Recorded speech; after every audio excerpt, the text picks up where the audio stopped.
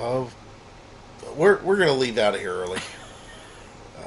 Because we can. Because we can. What have you been up to? I've been riding on a daydream.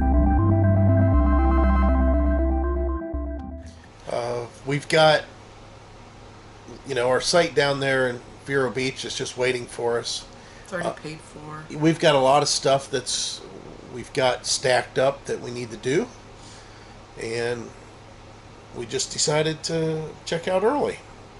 It's a wonderful campground. We talk about it every time. Ken McMurtry, was that his name? Ken McMurtry? McMurtry. Yeah, he stayed at this campground. He watched our videos, and I think he contacted us. Yeah. And yeah, he stayed here for the winter. Yeah. Now, obviously, it gets colder here than it does in Florida. A little bit cooler than I want it to be. But there's a lot of people that stay here. You could tell. They've been here extended time. This camper that's over here it's about that high of grass and plants growing on the roof of it. So It's been here a while. It's been here a little while. So the place is starting to pack up again. People are coming and going. In this case, we're going. We're going to Wildwood just for a night, but you'll get a prelude of what hopefully we might be doing later. We don't know, honestly, if that's going to be the case or not, but it might be. Just don't know. So, yeah, well, hang on to you guys. I'm thinking that Florida is a little questionable for the unforeseen future. Yeah, we don't know. I mean, right now that, there are some that are in red zones and then green zones, she told me today. And like what we were calling for a green zone, but we have to make a reservation after midnight. Yeah. Or have to call. And she's talking about Thousand Trails. When Yeah. she's saying she said, Heidi had contacted Thousand Trails. There are a group of parks in Florida that are not accepting any reservations whatsoever. And I'm sure Thousand Trails is not the only. Yes, right. It's just Thousand Trails are the only ones that are that big and that well organized that they can say, hey, we have a group of campgrounds that we know that aren't open. I'm sure KOA's the same thing. The Sun one, whatever that Sun, I can't remember what it's called, but the Sun one, the one that has something to do with sun properties. But anyways, so we're heading out of here. How about we jump to that? We would like to thank RV Mattress by Brooklyn Bedding for sponsoring this video. Brooklyn Bedding by RV Mattress is a company we've been associated with for about the last 7 months. The mattress that we have in the RV here that we've gone through quite a few different iterations. The Dream Foam Hybrid. Been very happy with it. It's not the smallest, it's not the biggest, but it is the perfect fit for us. That's something I want you guys to dial yourselves into. Try to figure out exactly what you want, because it may not be the biggest one. That's what we thought initially. The company offers not only a great product, but you get a 120 night trial to see that's 4 months to see if you like it. And if not, like in our case, talk with them. And there's some comparable setup, I'm sure, that you guys can come up with that is going to work for you. But don't think that you're going to necessarily have that. This is a pretty good product. The one thing that I have a problem with is people that say, I can't spend that kind of money on a mattress, yet they will go out and spend $200 on a gravity chair or a solo stove or something like that, or they'll spend $1,500 on a generator. None of those things they use every day, which is really hilarious. This mattress that we had delivered came FedEx right away. Was very happy that I could pick it up all by myself because it was a little bit lighter than that big one. And just unrolled it into the bedroom. It expands, it fills up automatically, and the nice thing about it is they have a discount code that's available for us. The discount code, you're going to find it at rvmattress.com/daydream. The link is in the description, and then use the code daydream, and you're going to get 20% off of your purchase. Now, Heidi's got a couple things that she wants to talk about as far as what they offer, and one of them is the length of the warranty. 10 years, free shipping, and it's made in the USA. Yeah, we're going to pack all this stuff up and head out. I think our stay here was pretty good, even though we cut it short. We definitely have places to go, and we need to get moving. I still want to know who's smoking weed. It's awful early. I mean, it's 7:30. We did wash and dry off the truck the other day, but it's so covered in dust, you can't even tell. So we will, we got to get this packed up. As far as our drive, what we're considering doing is going to Wildwood, Three Flags, which is 1,000 Trails Park, and staying for the night there. However, we may stop sooner than that or later than that. All depends on the traffic and what it's like. But just thought I'd 8 hours? yeah, it's about 8 hours to get all the way to where we want to go, and I just don't feel like necessarily driving 8 hours. Never know though, might start feeling good. It ends up being about 10 or 11. No, it's not that late, is it? 8 hours. Stop. Right. And if we get into traffic. Yeah. It is what? 8. Tuesday. Oh, Tuesday. Some 8. people Yeah. might be trying to come back now. Yeah. But as always though, a pretty peaceful stay here. Everybody that's in and out of this place, it's different, let me just say that. You get guys that are workers. This guy's in and out all hours of the day. Usually he'll come in kind of late. I don't know, I think I heard him come through yesterday around 10 or 11, so maybe he's just getting ready to go to work. So there's workers inside the place, there's people that are living in here full-time, there's people that are storing their campers here, there's people that are just doing weekend trips here. It's a smorgasbord of people that are using this park, but I like the park. We would come back again, I'm sure of it. All the Rockwood campers come equipped with the tire pressure monitoring system, and we were getting ready to get into the truck, and I was going to back it up and hook up, and I told Heidi, I said, somebody's alarm is beeping, their wake up alarm, And I thought, that don't sound like somebody's, it sounds like inside the truck, so I it's looked on the beeping other again. It's side. beeping again. See? Oh. Yeah, you can hear this, what it sounds like. And it says that our pressure is low in the right front now. It says that one's 65 also. Now, I'll tell you why it's saying this. We set the low pressure to be 65.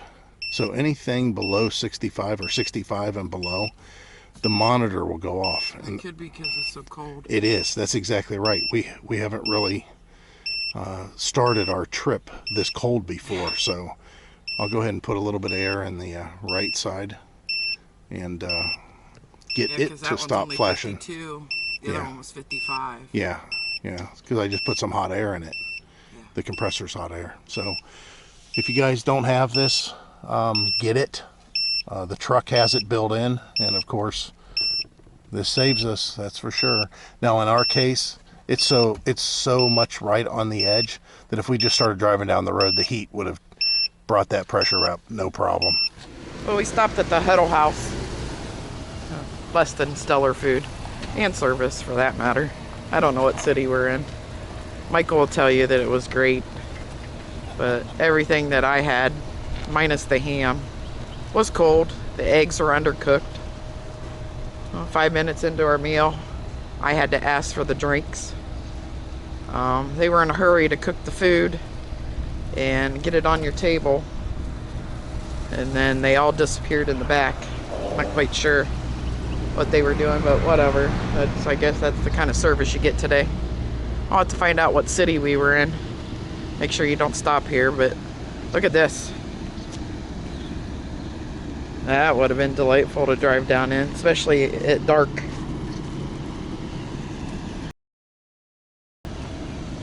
This will probably be our excitement for the day.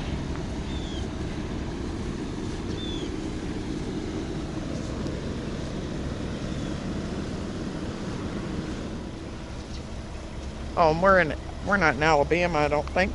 Pretty sure we're in Georgia. So that southern hospitality was out the window, because you get that in Alabama. Maybe not so much Georgia.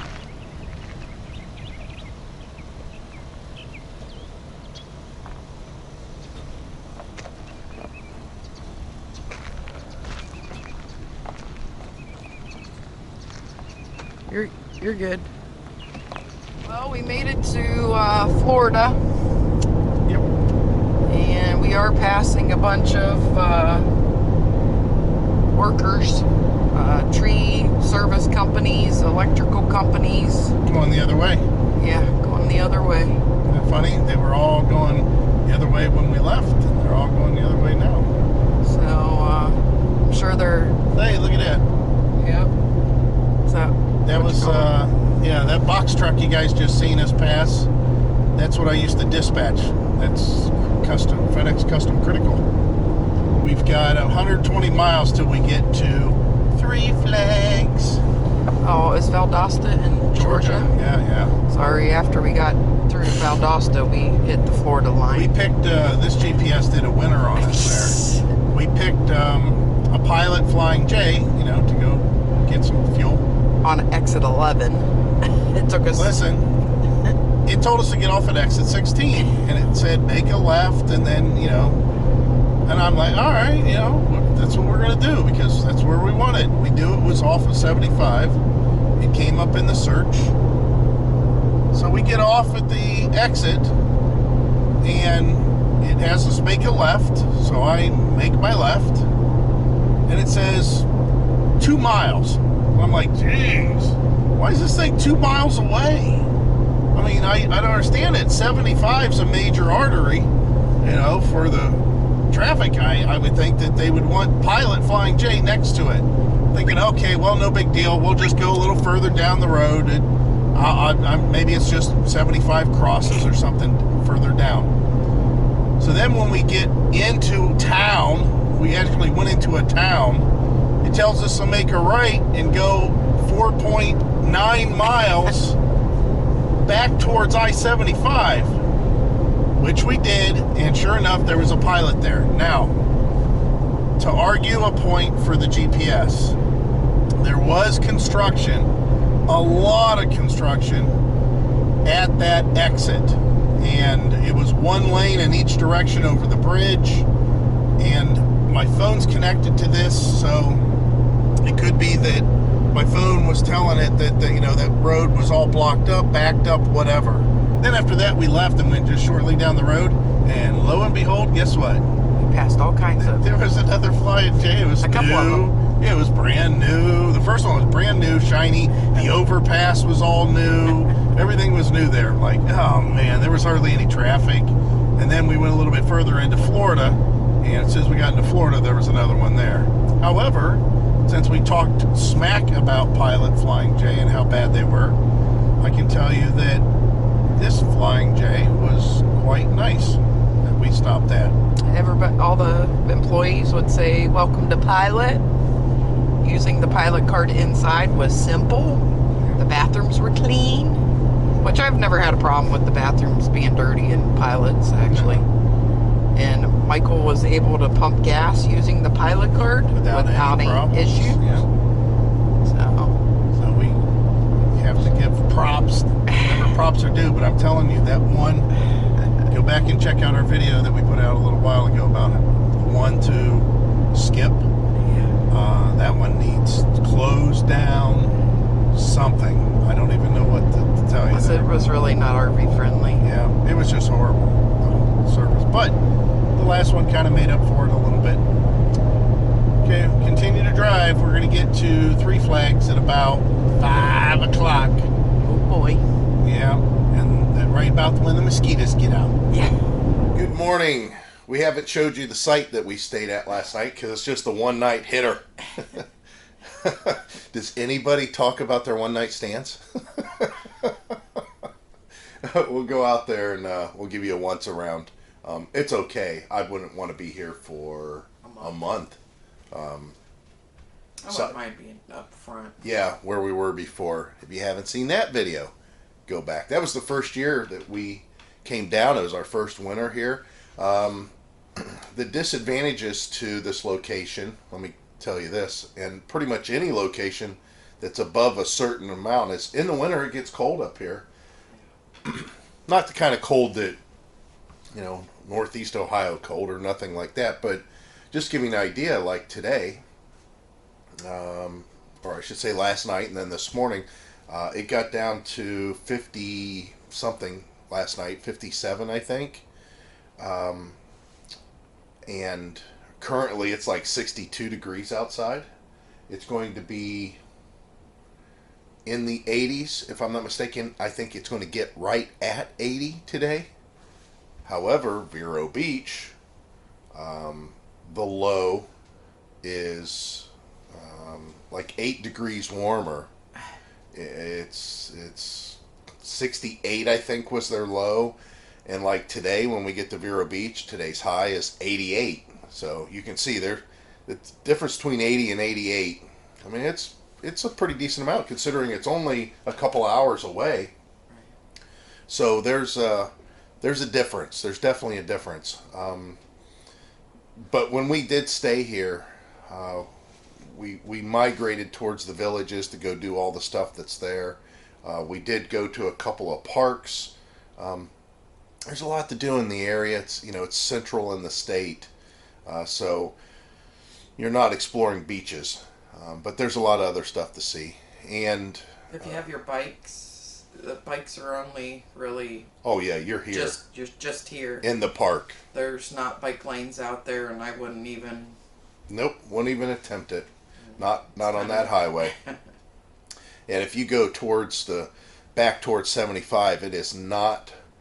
I wouldn't even walk that way. It's not. I mean, if you stayed on this side of the road and walked this way, the first thing that you would pass is a strip joint, an adult store, strip joint, gentleman's club, whatever you want to call it, because it caters to truckers, and then it's all like truck stop.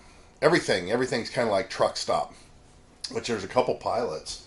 And then there's that American truck stop Chrome. It's not a pleasant, kind of, let's go explore type area. But it does afford you, some fast food restaurants and stuff that's not that far away. The park, though, when we stayed here our first year in our travel trailer that we were on the road, we stayed in a site, and we were lucky. We didn't even know the pull-through site that we chose, which there's a lot of pull-through sites, which you'll see here the way that these sites are back here.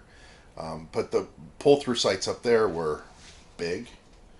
And not only that, but we chose one that was next to one that didn't get used. They had it blocked off. I think in an emergency they might have used it. But there was for a van. Right, for a van or something. But so we basically had a lot. It was always open in front of us. So hopefully when we come back, if we come back this winter, because we do have reservations here, we just don't know how that's going to work out yet due to appointments and stuff like that. We're hoping to get one of those sites. But we did have some visitors because we're in the area. Just like when we were here the first year, we had visitors last night.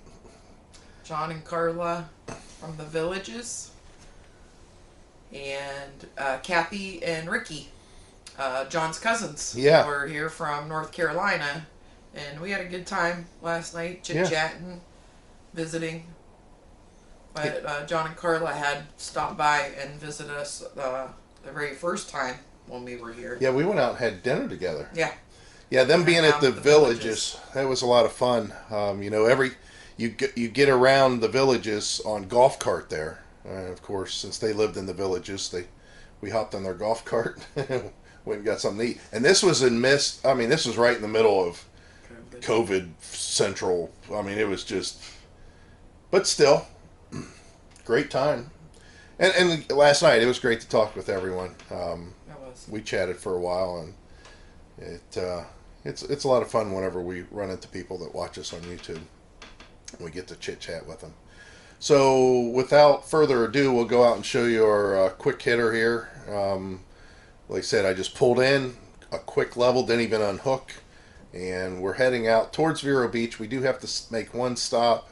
We're going to pick up some water, I think, just in case. Make it a little bit. You know what? Maybe we're not going to stop for water. There's no sense in it. Yeah, I don't think we need fuel. I need cigarettes. Heidi says she needs cigarettes. Good luck with that. I seen some out on the ground. The people previous to us didn't throw away their cigarette butts. They're out on the ground. So, like they say, you know, what was that on? Here, I'll show you my feet. The guy takes and goes, "There's your brand right there." You kick a butt over to the person. Sandy, for sure. I would have had to definitely put out my mat if we were going to stay here any period of time. But these are a little bit closer than what I would like. And like I said, I don't know if I'd like to be here for a month. But we've still got enough room. Couldn't put out this awning all the way because of this tree. And again, it's a pull-through. So you can get the idea that getting in here is pretty easy. But yeah, I personally, I don't care for this part of the park. I like where we were before. This is the worst part about doing your quick hitter stays. You still got to get out all your stuff, you know, just to get by. And the utilities are kind of far away in a weird way. And again, it has to do with these trees. That's something else. Last night, a couple of times we heard stuff falling from the trees and hitting the top of the RV. Just overnight, it's these little acorn deals here. I don't know if you can tell.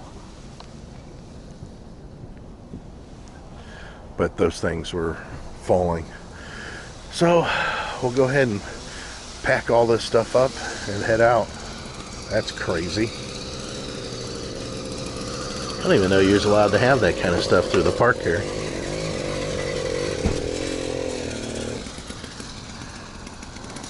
Then again, Florida is strange when it comes to that stuff. On the Florida Turnpike, heading south.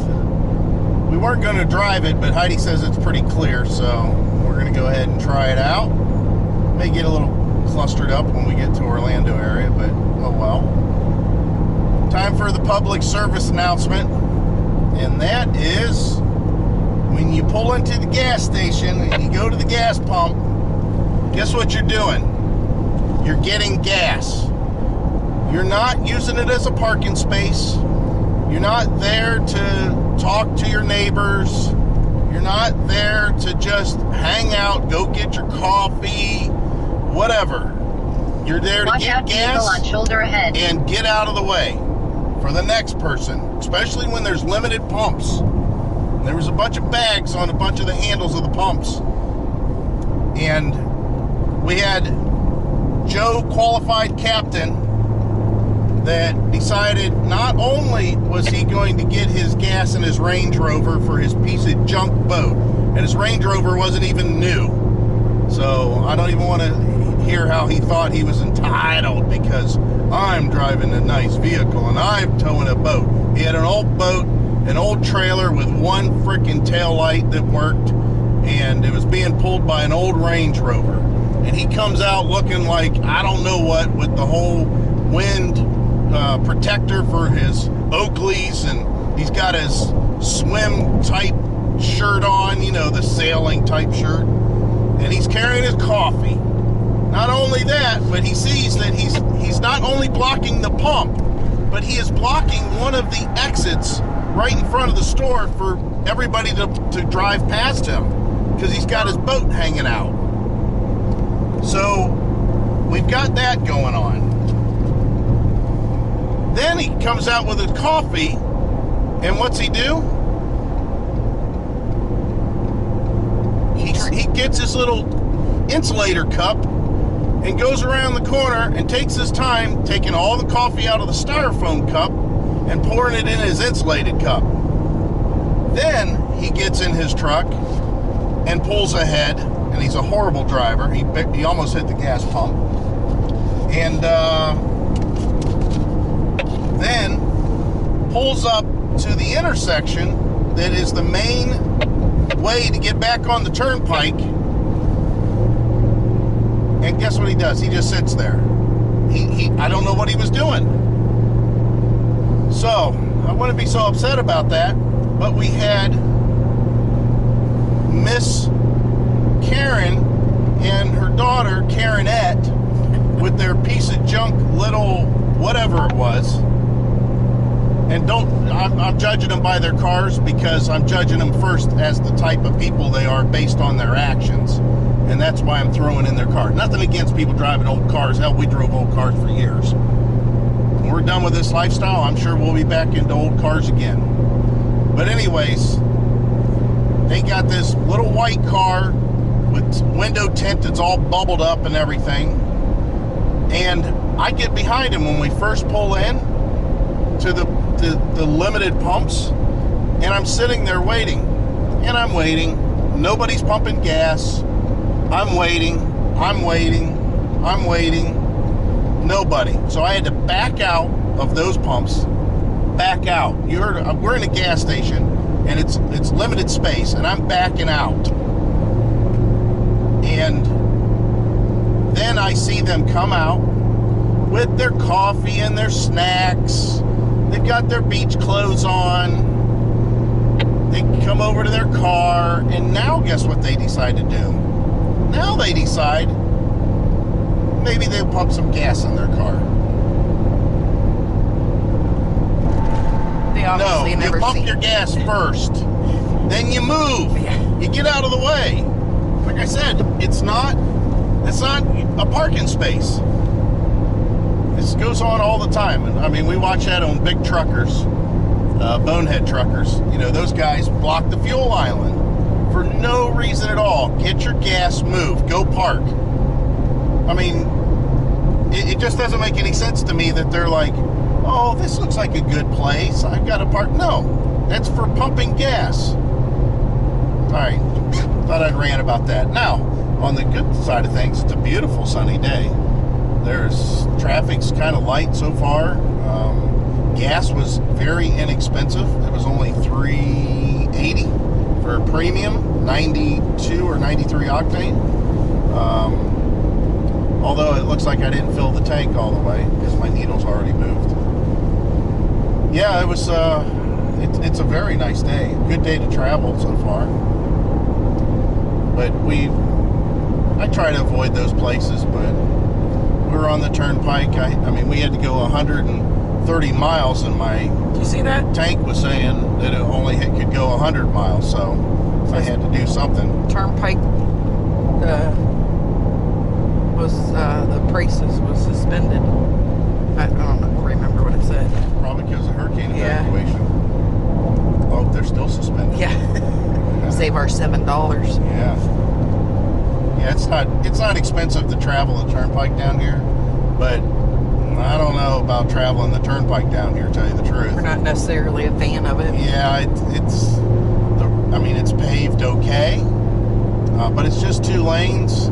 I mean, 95 and 75 are much wider, much nicer, busier, but we can actually travel faster overall on those roads. So whenever you have a turnpike that runs kind of in the same direction as those highways, I don't know, it just doesn't necessarily know why you would want to travel it, but here we are doing it. But yeah, this is, like I said, it's a beautiful day today. We're back in Vero. If you guys ever come down to the area that we're at, turn left on 58th Avenue. Don't listen to her. We found that the best way, which is slightly longer, and that is you go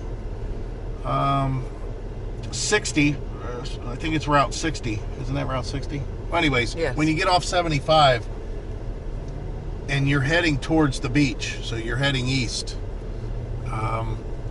make a right onto 66th Street, and then go down to 12th Street if the railroad crossing's open, which it's not, or just go to 8th Street like we're doing here.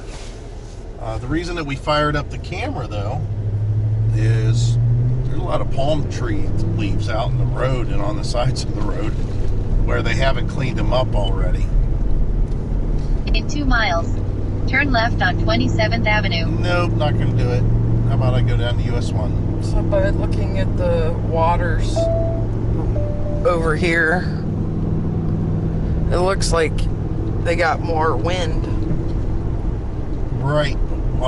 versus the rain. When we were up closer to Claremont, Florida area, there was flooding. They had exits still closed Just one. because they were flooded. Well, only one we saw. Right. But yeah, the flooding was pretty good because it was like a river still. But you can see all these leaves here, or leaves, palm tree things, where they haven't been cleaned up. We traveled a section of road there that it was just piled or just strung the whole way. So they must have had some pretty decent winds that come through here. We'll have to hear from our neighbors and see what they say happened to the area. But yeah, there's so much junk that we've seen. Lots of trucks hauling stuff, let's just say that. You know, those open carrier style trucks that have the sheet, that fabric roller thing that rolls over top of their trucks to hold everything in. We saw a lot of those. There was definitely quite a few of those. But yeah, you can see there's a little pile. That's a palm tree. That's the top of a palm tree. So they definitely had some wind down here, and this was not, not an area that was mandatory evacuation or nothing like that. But the storm still came across.